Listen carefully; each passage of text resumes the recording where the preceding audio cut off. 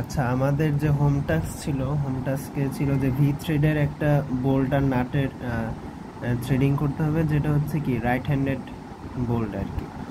তো সর্বপ্রথম আমাদের যে যে ইনফরমেশন দেওয়া আছে, মেজর ডায়ামিটার দেওয়া আছে বোল্টের, আর হচ্ছে পিচ আর লেন্থ দেওয়া আছে, থ্রেডিং লেন্থ আর কি। তো মেজর ডায়ামিটার হচ্ছে ডি ইকুয়ালস 50 মিলিমিটার, আর পিচ 4 মিলিমিটার, লেন্থ 120 mm।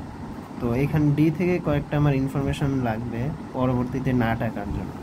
সেটা হচ্ছে এফ এর মানটা বের করছি প্রথমে 75, তারপরে এফ থেকে জি এর মানটা বের করছি 86.6 মিলিমিটার। এই জি এর মানটা পরবর্তীতে লাগবে। আর নাট হাইট হচ্ছে গিয়ে 7/8 ইন্টু ডি, সেটা হচ্ছে গিয়ে 43.75 মিলিমিটার। আরেকটা জিনিস যেটা লাগবে পিচ থেকে, সেটা হলো যে ডেপথ, পিচের যে গভীরতা আছে, বলা যায় মাইনর যে একটা ডায়ামিটার আছে ওটা মেজর থেকে কত কম, এটা হচ্ছে 0.866 ইন্টু পিচ, সেটা হচ্ছে 3.46 মিলিমিটার।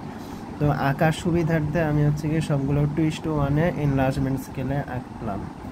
তো সর্বপ্রথম যদি আসি বোল্টের যে পার্টটা সেইখানে, তো আমরা সবাই জানি যে প্রথমে একটা কি আয়তক্ষেত্র আঁকতে হবে। আয়তক্ষেত্রের দৈর্ঘ্য কত হবে আর প্রস্থ কত হবে?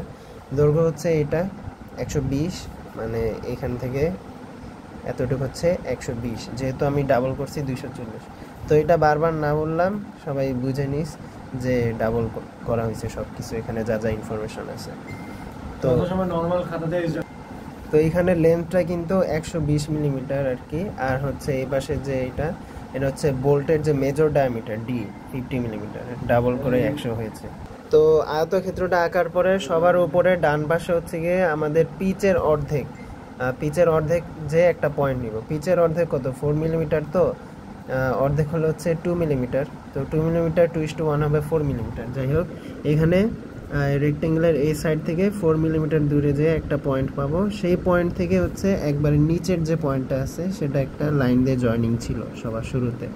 লাইন দিয়ে জয়েনিং করার পরে উপরের লাইনটাতে, মানে মেজর যে লাইনটা, এখানে ওইখান থেকে হচ্ছে কি এক ঘর পিচ করে করে কয়েকটা পয়েন্ট নিব। পিচ যেহেতু 2:1 হচ্ছে 8 মিলিমিটার, তাহলে এই একটা পয়েন্টের পরে 8 মিলিমিটার গ্যাপে আরেকটা পয়েন্ট, এইভাবে উপরে সবগুলো কি 8 করে যাব। আর নিচের যে ঘরটা আছে এখানে শুরু থেকেই হচ্ছে 8 করে বাম পাশে চলে যাব।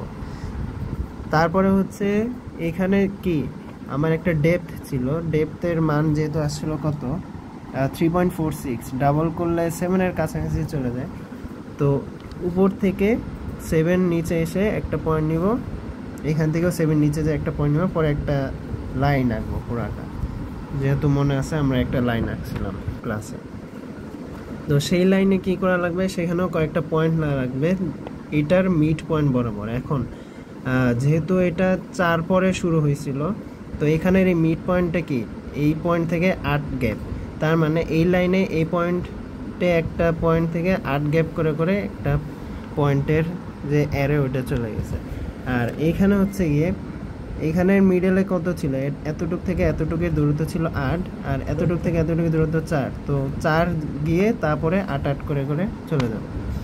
তো তারপরে তো এই পয়েন্টগুলো যোগ করে ভি শেপের মতো হবে, আর অটোমেটিকলি হচ্ছে মাঝখানে অ্যাঙ্গেলটা 60 ডিগ্রি চলে আসবে, যেটা হচ্ছে ভি থ্রেডের অন্যতম বৈশিষ্ট্য। সবার শুরুতে যে লাইনটা আঁকছিলাম সেটার প্যারালেলি আমরা বাকি লাইনগুলো পয়েন্ট মিলাই ফেলবো, উপরে পয়েন্ট থেকে উপরে। যদি এটা উপরে পয়েন্ট হয়, মানে মেজর পয়েন্ট হয়, তাহলে নিচের এই মেজর পয়েন্টের সাথে কানেক্ট হবে, এই লাইনটার প্যারালেল হয়ে বাকিগুলো সব মিলাই ফেলবো। আর সবার লাস্টে হচ্ছে এইখানে এই পয়েন্টে 45 ডিগ্রি নিয়ে একটা লাইন টানবো, ওটা বড় ছিল মুছে দিছি। এইখানে হচ্ছে 45 ডিগ্রি একটা লাইন টানবো, ওই লাইনের বাইরে যা ছিল সব কি ইরেজার দিয়ে মুছে দেব। তো আমার ওভারঅল বোল্টের পার্টটা হচ্ছে এরকম দেখতে। তো এবার আসি হচ্ছে নাটের ক্ষেত্রে। তো নাট আঁকার জন্য কিন্তু আমি যে কোনো একটা ভ্যালু নিয়ে আঁকলেই হবে না, সেটার বৈশিষ্ট্য দিয়েই ক্যালকুলেট করে বের করা লাগবে। এই যে বের করছিলাম এফ আর জি। তো নাটের যে হাইটটা ছিল, নাটের হাইটটা এই জায়গায় কোনটা, এই পয়েন্ট থেকে এই পয়েন্ট পর্যন্ত যেটা, সেটা হচ্ছে নাটের হাইট। আর নাটের যে এই বরাবর যে একটা লেন্থ পেলাম, এটা হচ্ছে কিসের সমান, জি এর সমান 86.6 মিলিমিটার। এইখানে এটা হচ্ছে ডাবল হয়ে গেছে, এটা 17-এর কাছাকাছি চলে গেছে। তো এখানে হচ্ছে আমার ইন্টারনাল থ্রেডিং যেহেতু নাট, তো এখানে কি করা লাগবে, জাস্ট এই কেজের উল্টাটা এখানে উপরে সেমভাবে এই লাইনটা যেহেতু এটাকেও কাট করছিল তো ওইভাবেই রেখে দিছি। আঁকার শুরুতে যে লাইনগুলো আঁকবো হরিজন্টাল লাইনগুলো ওগুলো একটু বড় করে আঁকবো যাতে নাটের ক্ষেত্রে আমার সুবিধা হয় আঁকতে। তো আমরা বোল্টের ক্ষেত্রে কি করছিলাম, যে পিচের অর্ধেক বামে গিয়ে একটা লাইন টানছিলাম একবারে এই পয়েন্টের সাথে, কিন্তু এখানে কি করব, এখানে হচ্ছে এই পয়েন্ট থেকে পিচের অর্ধেক ডানে যাব। পিচের অর্ধেক এখানে কত, 4 মিলিমিটার 2:1 আর কি। তো 4 মিলিমিটার ডানে গিয়ে ওই পয়েন্ট থেকে একবারে নিচের এই পয়েন্টে একটা দাগ টানবো, সেটা করে ফেলছি কিন্তু। তারপরে এই দাগটা টানার পরে এখান থেকে 8 8 8 এভাবে করে চলে যাব, আর এখান থেকে শুরু থেকে 8 8 করে চলে যাব। তাহলে অটোমেটিকলি এই পয়েন্টটা কি হবে, এই পয়েন্ট আর এই পয়েন্টের মিড পয়েন্ট হবে। আর সেম এই ক্ষেত্রে নিচেরটাতে 8 8 করে চলে যাব, আর এখানে হচ্ছে কি প্রথমে 4 যাব তারপরে 8 8 8 করে এভাবে চলে যাব। তাহলে কি হবে, অটোমেটিকলি এই পয়েন্টটা হচ্ছে এই দুইটা পয়েন্টের মিড পয়েন্ট হবে। সো এইভাবে মিড পয়েন্ট করার পরে এই লাইনের প্যারালাল শুরুতে যেটা আঁকছি ডান দিকে হেলে আছে, এই লাইনে প্যারালাল করে এটার ভিতরের পয়েন্টটা এই ভিতরের পয়েন্টের সাথে কানেক্ট হবে। তো এভাবে পাশাপাশি প্যারালাল লাইনগুলো এঁকে ফেলবো।